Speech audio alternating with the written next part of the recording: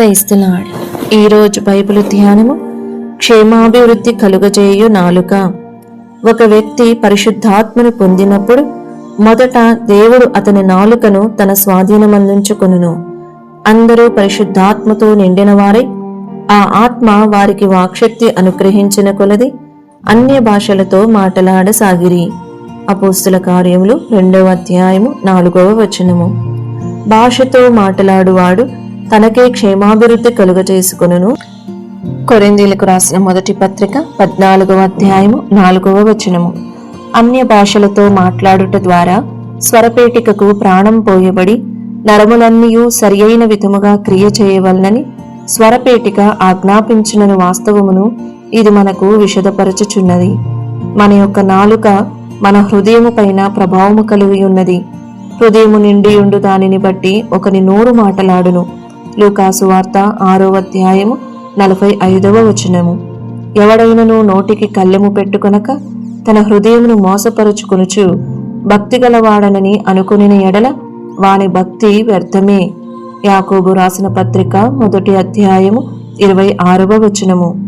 నా నోటి మాటలను నా హృదయ ధ్యానమును నీ దృష్టికి అంగీకారములగును గాక. 19వ కీర్తన 14వ వచనము. నాలుకకు చెవికి కూడా సంబంధము కలదు. అలసిన వాని మాటల చేత నాలుక ఆంగ్లములు ఊరడించు జ్ఞానము నాకు కలుగునట్లు ప్రభువకు యెహోవా నా చెవికి వినుబుద్ధి పుట్టింపగా.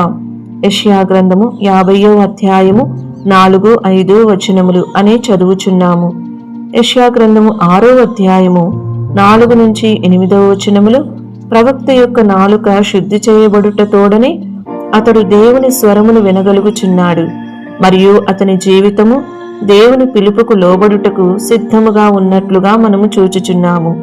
వేరొక విధముగా చెప్పాలంటే నీవు దేవుని స్వరము వినని ఎడల నీ నాలుక శుద్ధీకరణ అవసరమని అర్థము. వినువారికి మేలు కలుగునట్లు అవసరమును బట్టి క్షేమాభివృద్ధికరమైన అనుకూల వచనమే పలుకుడి గాని దుర్భాష ఏదైనను మీ నోట రానియ్యకుడి. ఎఫెసీయులకు రాసిన పత్రిక 4వ అధ్యాయము 29వ వచనము. ప్రతి మనుష్యునికి ఎలాగో ప్రత్యుత్తరమియ్యవలెనో అది మీరు తెలుసుకొనుటకై మీ సంభాషణ ఉప్పు వేసినట్టు కారము వేసినట్లు కాదు, ఎల్లప్పుడూ రుచిగలదిగాను కృపాసహితముగాను ఉండనీయుడి. కొలస్సీయులకు రాసిన పత్రిక 4వ అధ్యాయము 6వ వచనము. ఈ వీడియో యొక్క పూర్తి స్క్రిప్ట్ కావాలంటే దయచేసి డిస్క్రిప్షన్లో చూడండి.